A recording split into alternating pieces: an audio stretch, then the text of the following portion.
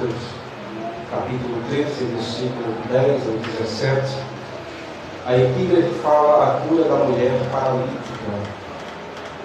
E diz o texto que Jesus mais uma vez ensinava no sábado, como de costume. Jesus mais ensinava do que pregava.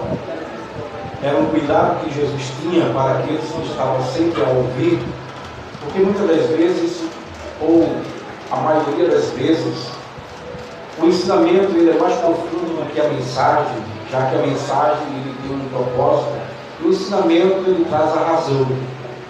E diz o texto que naquele sábado Jesus estava na sinagoga ensinando a palavra, e naquela congregação, naquela sinagoga, havia uma mulher que tinha um espírito de enfermidade e já havia 18 anos. Aquela mulher vinha sofrendo com aquele espírito. Penso eu, o texto não fala, mas imagino que todo sábado aquela mulher estava naquela sinagoga. Ela ia ali a prestar um culto a Deus, ouvir a mensagem que era lida. Mas a Bíblia diz que naquele sábado Jesus estava naquela sinagoga e, observando aquela mulher, Jesus a retira da posição que estava e manda que ela venha à frente e saia do seu lugar. E diz o texto que Jesus libera sobre ela uma palavra de cura, de libertação, colocando a mão sobre ela e expulsando aquele espírito de enfermidade sobre a vida daquela mulher. Mediante a isso, causou um espanto, um alvoroço dentro da sinagoga, porque ali havia, como diz o texto, o príncipe da sinagoga, alguém responsável pela sinagoga, que prezava muito pelos credos da sinagoga, pela lei, a lei de Israel, ou a tradição judaica. A Misna era um grupo de lei que os judeus adotaram como regra de fé e prática. E diz o texto, ou diz a Misna, que Jesus violou completamente a tradição, e é por isso que aquele príncipe da sinagoga, o responsável pela sinagoga, ele se levanta indignado porque Jesus curara aquela mulher justamente no dia do sábado. E ele diz que há na semana 6 dias onde aquela mulher poderia ser curada, mas não poderia ser curada no sábado, porque para ele violava ali a tradição.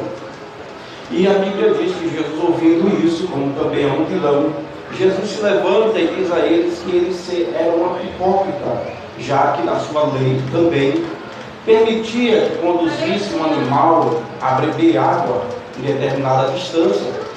Na lei, na Misna, havia permitido alguns trabalhos. Por exemplo, se você, quando quisesse conduzir um animal seu para beber água, era permitido uma distância de 1 quilômetro de distância, indo e voltando dá mais ou menos 500 metros de distância. Ou você tiraria o seu animal para beber água num poço, desde que a distância fosse de 500 para ir e 500 para voltar. Os fariseus haviam um privilégio sobre ele, ele poderia ir uma distância de 1 quilômetro indo e outra voltando. E aí Jesus, como conhecia também a tradição daquele povo, Jesus chama eles de hipócrita, já que havia um cuidado pelos animais, muito mais Deus tinha um cuidado com o ser humano, que era a imagem e semelhança sua.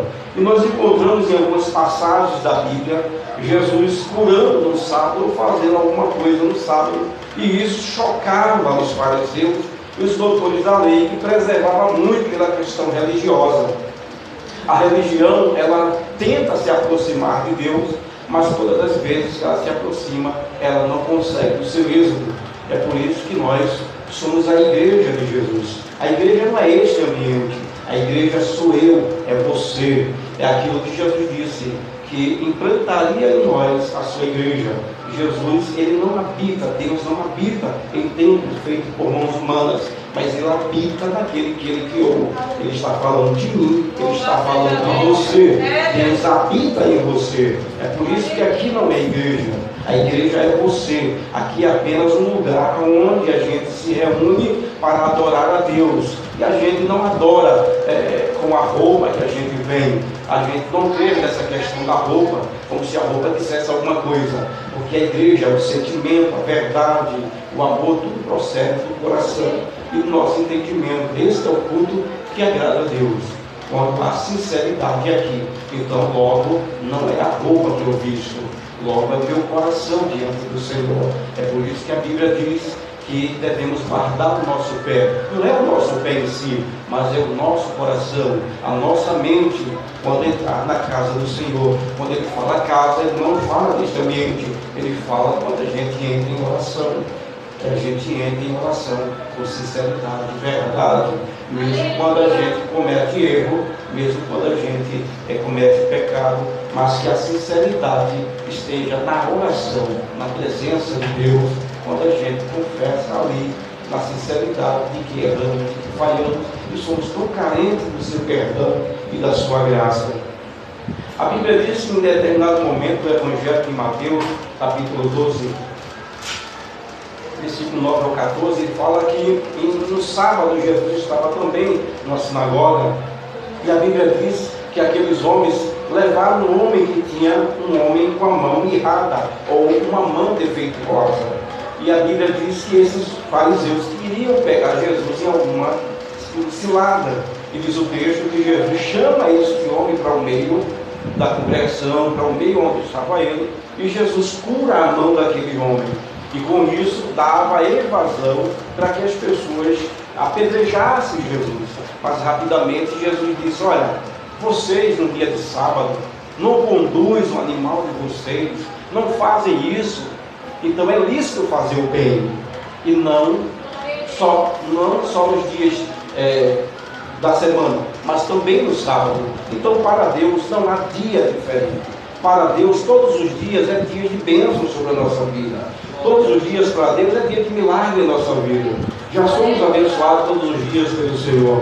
Mas a religião, ela cria uma norma, ela cria um credo e deve seguir esse credo. Vai me lembrar, uma certa vez eu estava em uma chamada igreja e uma mãe chegou e trouxe uma criança para apresentar. E foi dirigida ao pastor e disse: olha, tem uma criança para ser apresentada. E o pastor disse: mas só pode ser apresentada na Santa Ceia. E eu, observando aquilo e ouvindo aquilo, eu disse, para ele há um dia específico, mas eu entendi que a criança já tinha sido apresentada desde o momento que a mãe colocou no seu coração. Então, quando a gente apresenta a Deus no nosso coração, já está apresentado. Mesmo que depois você levante, apresente, ore, agradeça a Deus, o que vale é a intenção do coração, é o que está dentro do coração que agrada a Deus.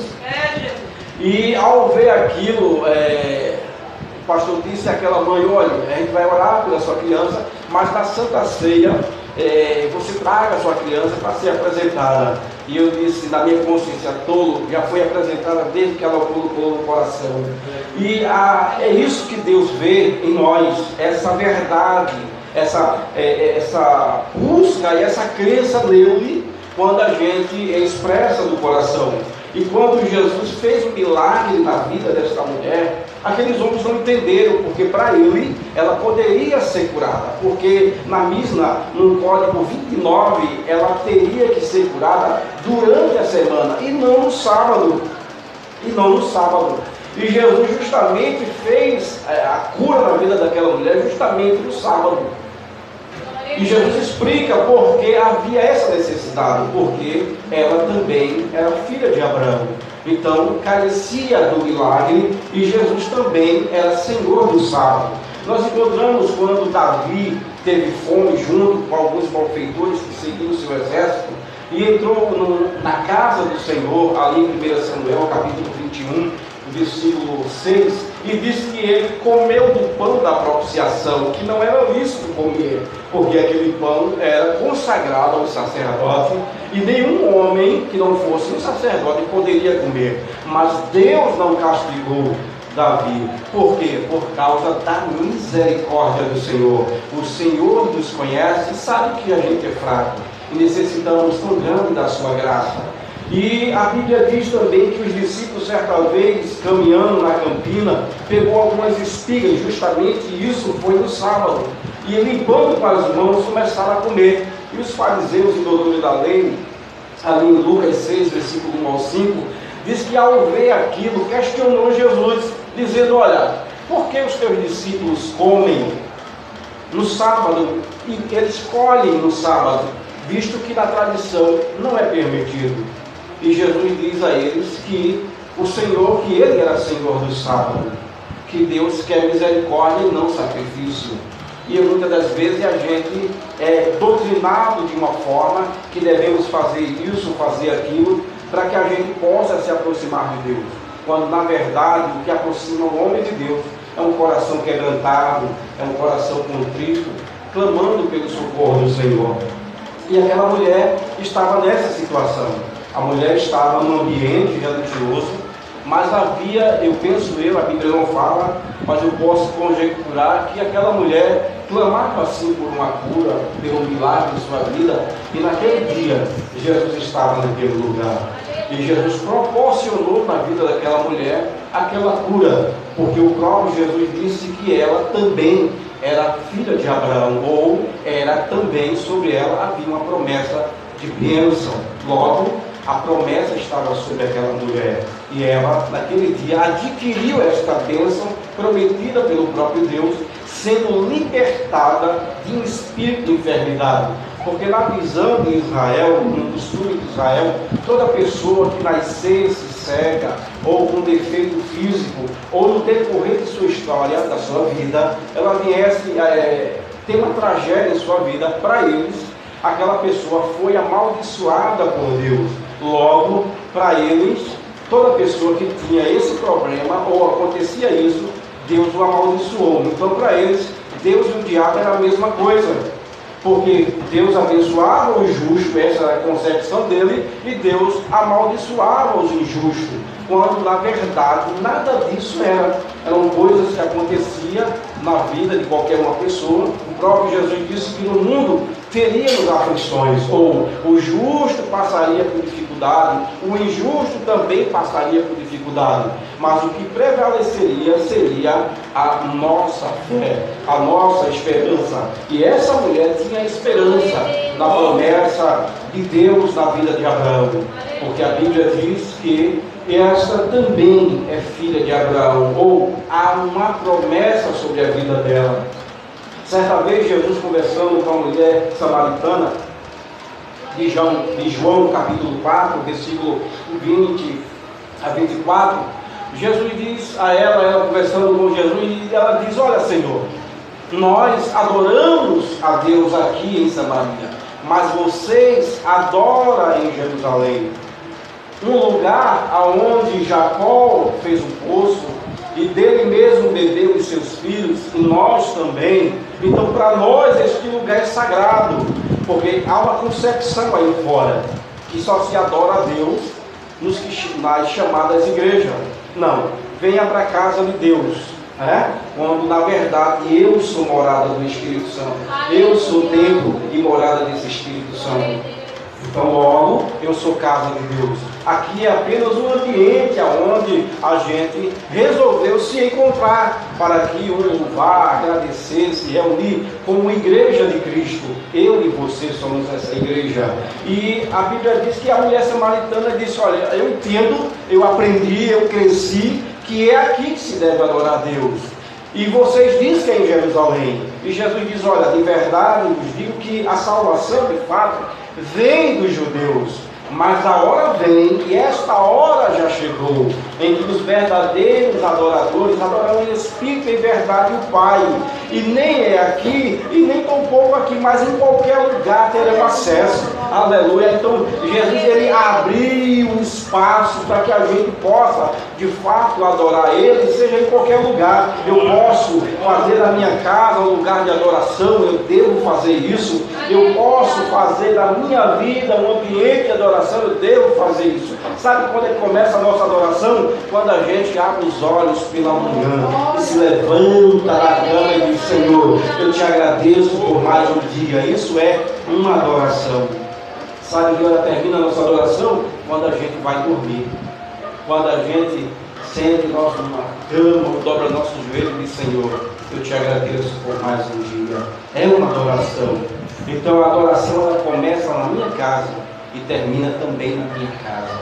Aleluia. E é justamente isso, os fariseus, os doutores da lei, criaram um lugar específico. É aqui que se deve adorar a Deus. E batizaram aquele lugar como um lugar específico, quando na verdade o adorar a Deus é muito mais além, é muito maior. A liberdade que o Senhor nos dá é muito grande. E diz o texto que quando Jesus faz esse milagre na vida dessa mulher, liberta aquela mulher, a expressão correta seria que aquele povo se alegrasse, os líderes religiosos se alegrassem pelo milagre ocorrido. Mas não, eles se iraram, eles ficaram com raiva, eles não aceitaram. Enquanto isso, o texto diz que uns que estavam ali, o povo mais simples que estavam ali, se alegraram, ficaram felizes pelo milagre acontecido. Mas os religiosos ficaram com raiva. Não pode, não poderia, tinha a semana toda. Mas Jesus faz o milagre na vida daquela mulher. Jesus trabalha na nossa vida conforme Ele quer, não é conforme eu penso. Jesus trabalha na sua vida como Ele quer e não como eu penso. Eu não posso criar um padrão de como Deus vai trabalhar. Deus vai fazer assim e assim, assim não. Como a Bíblia diz que nossos pensamentos não são os pensamentos do Senhor. E graças a Deus que o Senhor não pensa como nós. Graças a Deus por isso. E a Bíblia diz que esses homens ficaram chateados, ficaram com raiva. E a Bíblia diz, olha o que o versículo 15 diz: respondeu-lhe, porém, o Senhor e disse: hipócritas, no sábado não desprende da manjedoura cada um seu boi ou jumento e não leva a beber? Eles eram homens que tinham condições financeiras, havia muitos animais. E Jesus disse: vocês me conduzem os animais de vocês para beber água, porque vocês não têm misericórdia dele? Quanto mais Deus não teria misericórdia dessa mulher, que é semelhança sua, porque nós somos filhos de Deus. Todos que estão aqui nessa noite, irmãos, somos filhos de Deus. Todos nós. Até mesmo esses que estão, como já diz, né, afastados. Mas todos vocês são filhos de Deus. Todos vocês. Vocês são tão carentes como nós somos carentes de Jesus. E eu louvo a Deus por isso. Porque não tem ninguém melhor do que ninguém aqui. O melhor que está aqui é Jesus entre nós. É Ele que habita em mim, é Ele que habita em você. Quando a gente abre o coração e diz: Jesus, faz morada em mim, habita em mim, guia a minha vida, me conduz nessa vida que estamos aqui. Então é isso que agrada a Deus. Não é seguir leis, normas, que isso qualquer pessoa faz. O jovem rico chegou para Jesus com a incerteza da salvação e disse: bom mestre, o que eu farei para herdar a vida eterna? E Jesus disse: tenho observado a lei. Ele disse: desde a minha mocidade. Aquele jovem cresceu dentro de uma igreja, obedecendo, olhando leis e regras. E Jesus foi taxando para ele: não matarás, não adulterarás. E ele disse: olha, Senhor, desde a minha mocidade eu faço isso. E Jesus disse: vai, vende tudo que tem, dá aos pobres e me segue. E ele se entristeceu. Então ele era um bom membro de uma igreja, estava pronto para obedecer, mas não estava pronto para seguir Jesus. E as pessoas têm um conceito muito errado de como seguir Jesus, como se existe um currículo, uma lista. Aqui é os fatores para seguir Jesus, quando na verdade o Evangelho é Deus em busca do homem. Eu não posso mudar você. Eu não consigo me mudar. Eu não consigo me mudar. Eu posso orar, eu posso jejuar por você, para que Deus mude sua posição, seu caráter. Eu não vou conseguir esse objetivo. Eu não vou conseguir. Eu tenho que orar por mim, para que Deus mude a minha vida, transforme o meu caráter, mude meu comportamento, mude a minha forma de olhar, de pensar, de agir. Já é uma grande luta isso. E muitas das vezes a religião ela cria esse padrão. Você precisa ser diferente. e aí coloca uma roupa em você. Essa é a roupa. Quando na verdade o maior conflito é aqui dentro da nossa mente, dentro do nosso coração, é a maior luta. Essa é a grande verdade. Essa é a grande verdade. E Jesus, ele trabalha com o nosso interior, com a nossa verdade, quando a gente é sincero. Somos tão carentes. E essa mulher aqui estava neste ambiente, foi curada, foi liberta, foi restaurada a saúde daquela mulher. Mas os religiosos não gostaram. Mas Deus não trabalha conforme o homem. Deus trabalha conforme a sua misericórdia, conforme a sua graça. Somos agraciados todo o tempo. A graça de Deus, ela é tão maravilhosa, que ela é tão profunda que a gente não compreende. Você sabia que até a morte ela é uma graça de Deus? Talvez você diga, como, irmão? Morrer é uma graça? É. Eu vou lhe explicar. Quem já ouviu falar de Hitler aqui? Quem já ouviu falar de Hitler? Foi um homem que matou mais de 6 milhões de judeus. Foi uma graça de Deus ele não ter morrido. Foi. Porque senão ele estaria matando mais gente. Então é uma graça. Até a morte é uma graça. Até a morte é uma graça. Quando alguém anda fazendo mal e a pessoa morre, aquilo é graça de Deus. Para que muitas das outras pessoas não sofram por causa daquela pessoa. Então a morte também é uma graça. Então a graça de Deus, ela está derramada sobre a nossa vida todos os dias. O fato de você estar aqui nessa noite é a graça de Deus. O fato de você estar aqui nessa noite. Você poderia estar em outro lugar, talvez num lugar perigoso, ou passasse, alguém saísse para fazer um mal e encontrasse você. Deixa eu te contar uma história. Eu tinha um amigo e ele tinha o costume de toda vez de manhã, ele se levantava de 6 da manhã e saía com um passarinho na gaiola para passear. Infelizmente, naquele dia, uma outra pessoa saiu de casa e disse para a pessoa que estava na casa dele, a primeira pessoa que eu encontrei no mato. E naquele dia, aquele meu amigo que ia sair de casa, foi a pessoa que aquele homem saiu e disse, a primeira pessoa que eu saí do mato. E de fato ele fez isso. Então o fato de você estar aqui é a graça de Deus na sua vida. Você não sabe o cuidado que Deus tem comigo com você. Glória a Deus, aleluia. Se a gente fosse julgado pelo olhar humano, todos nós já estaremos julgados. Mas Deus não olha assim. Deus sabe que a gente é fraco, que a gente é carente de Deus. E essa mulher estava naquele ambiente, carente dessa graça. E naquele dia a graça estava ali, manifestada em Jesus. Aleluia. E Jesus a tira aquela mulher da posição. Eu penso que aquela mulher estava ali no sábado, como todos os sábados, e não imaginava que naquele sábado seria um sábado que mudaria a sua vida. Aleluia. Talvez ela pensasse, eu vou lá, vou prestar meu culto a Deus e vou voltar para casa. Talvez ela já estivesse acostumada nessa rotina, mas eu entendo, sigo um Deus que quebra a rotina. E diz o texto que Jesus curou aquela mulher. E quem estava em casa pensando que aquela mulher agora vinha curvada, ela vinha endireitada, curada, libertada. Por quê? Por causa desta graça que estava lá. Então nessa noite, a graça de Jesus está entre nós, está em você, está em mim. E quando eu e você sair daqui para nossas casas, esta graça estará sobre nós. E quando amanhã se levantarmos, esta graça ainda estará manifestada, porque ele disse, eu que estarei convosco até a consumação dos séculos. Aleluia, glória a Deus.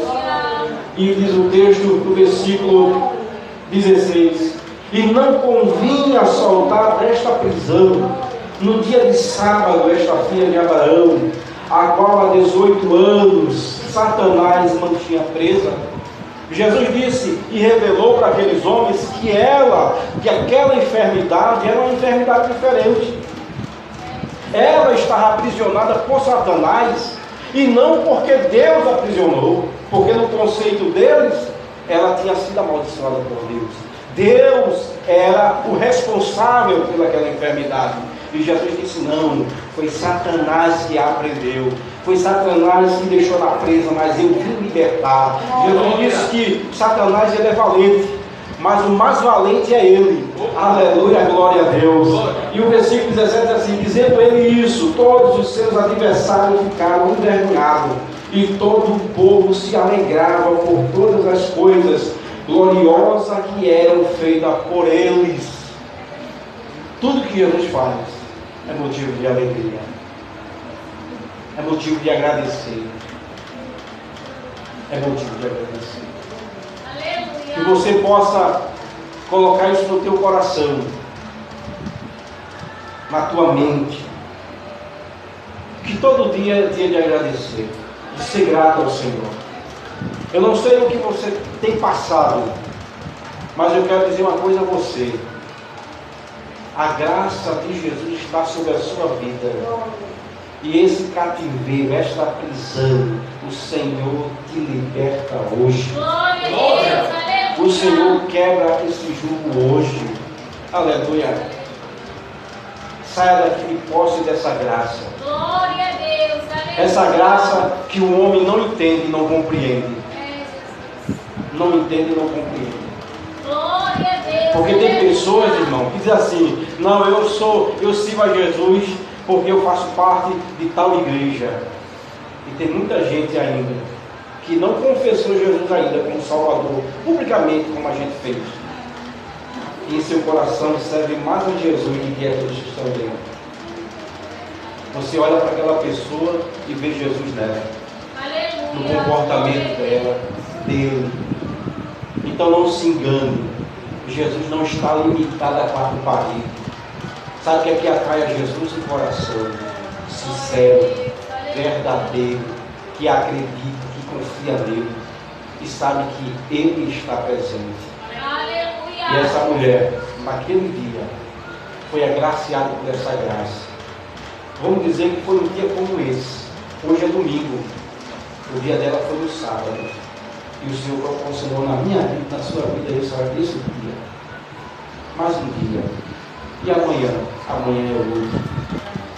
E o que importa é que eu e você permaneça acreditando nessa graça, confiando nessa graça, em todo tempo. Deixe que os religiosos falem: mas você não tem postura, você não parece. Não, eu não quero aparecer como religioso, eu quero aparecer com Jesus, eu quero ser semelhante a Jesus. Glória a Deus, aleluia. Eu quero aparecer com Jesus. Eu não quero aparecer como um assembleano, como um batista, como um congressional universal, não. Eu quero aparecer com Jesus. Eu quero que as pessoas olhem para mim e vejam Jesus em mim. Aleluia. E não vejam uma placa de igreja. Porque a Bíblia diz que quando o Senhor vier buscar a sua igreja, você, é isso que ele veio buscar.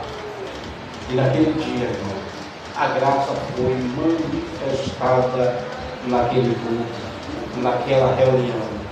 Nessa noite eu creio, eu acredito piamente que a graça de Jesus foi derramada na vida de cada um que aqui está. Na vida de cada um. Aquela mulher foi agraciada com milagre. As outras pessoas que estavam no ambiente se alegraram ou foram contagiadas pela graça. E aqueles que não quiseram a graça ficaram com raiva.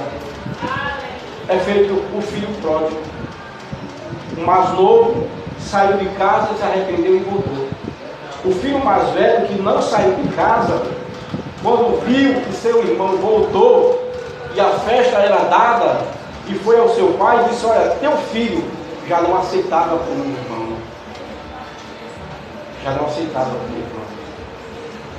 Mas, graças a Deus, que nos dá a vitória por meio de Jesus Cristo, por meio de Jesus, e não por meio de homens, não por meio de costumes, não por meio de doutrinas, não. Nós somos salvos e agraciados por causa de Jesus. Jesus disse: olharão para mim e serão salvos. Aleluia. O nosso olhar não está em regras e doutrinas. O nosso olhar não está em costumes. Não. O nosso olhar está em Cristo, em Jesus, o autor e consumador da nossa fé. E que nessa noite, saímos daqui nessa noite com esta graça em nosso coração, acreditando que Jesus está conosco. Que Jesus está conosco. Que Deus nos abençoe. Que o Senhor continue derramando a sua graça e misericórdia de cada um de nós, em todo o tempo, em nome de Jesus. Amém.